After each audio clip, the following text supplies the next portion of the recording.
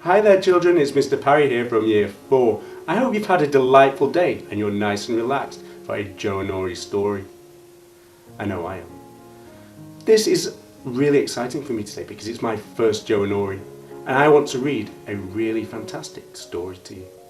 But there are so many fantastic books in St. Joseph the Worker that I'm having trouble choosing. Has anyone got any ideas which story they think I should read for my first Joe and Nori? Oh, who's this? It's our attendance bear. Hello, Mr. Bear. What are you doing?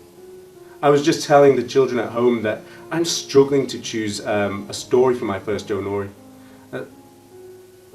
Have you noticed something? Mr. Bear, what have you got there? He's got a book. Do you think that's a story Mr. Bear would like us to read? What's it called? Bear Snores On. I wonder why you've chosen that, Mr. Bear. And the bear on the front, it does look quite a lot like you, doesn't it? You know what? That's one of my favourite stories. And it so happens that I have got Bear Snores On with me here too. And it does look like Mr. Bear, doesn't it? It looks like our attendance bear. No wonder he wants us to read this. Are you ready? Shall we open and read our story? Let's have a look. Bear Snores On by Karma Wilson, illustrated by Jane Chapman. In a cave, in the woods, in his deep, dark lair, through the long, cold winter, sleeps a great, brown bear. Cuddled in a heap, with his eyes shut tight, he sleeps through the day, he sleeps through the night. The cold winds howl, the night sounds growl, but the bear snores on. An itty-bitty mouse, pitter-patter tiptoe, creep crawls in the cave from the fluff cold snow. Mouse squeaks, too damp, too dank, too dark. So he lights sweet twigs with a small hot spark.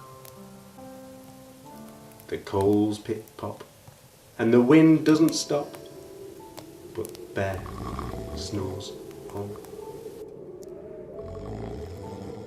Two glowing eyes sneak peek in the den.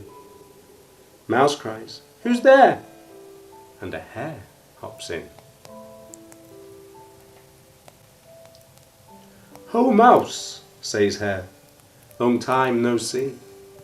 So they pop white corn and they brew black tea. Mouse sips wee slurps. Hare burps big burps. But the bear snores on. A badger scuttles by, sniff snuffs at the air. I smell yummy yums. Perhaps we can share.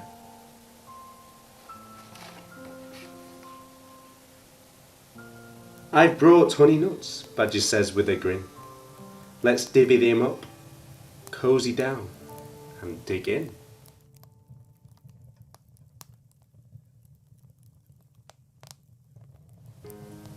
And they nibble and they munch with a chew, chomp, crunch. But the bear snores on. A gopher and a mole tunnel up through the floor. Then a wren and a raven flutter in through the door. Mole mutters, "What a night, what a storm," twitters wren.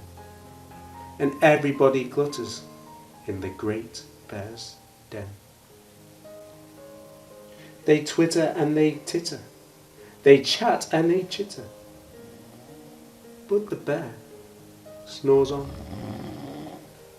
In the cave in the woods, a slumbering bear sleeps through the party in his very own lair. Hare stokes the fire, Mouse seasons the stew. Then a small pepper fleck makes the bear. Ah, ah, chew!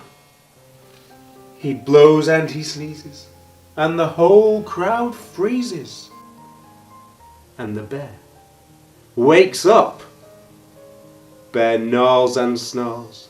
Bear roars and he rumbles. Bear jumps and he stomps. Bear growls and he grumbles. You've sneaked into my lair and you've all had fun. But me, I was sleeping and I've had none. And he whimpers and he moans. He wails and he groans. And the bear blubbers on. Mouse squeaks. Don't fret, don't fuss. Look, see. We can pop more corn. We can brew more tea. Bear gulps, bear gobbles. He sighs with delight. Then he spins tall tales through the blustery night.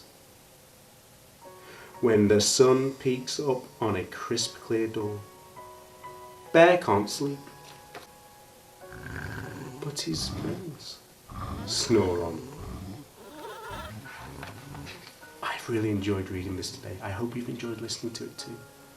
Mr. Bear, did you... Oh, I think Mr. Bear's fallen asleep. He must have really enjoyed it. It's made me feel nice and warm and cosy inside. Thank you for joining me today. Till next time, God bless.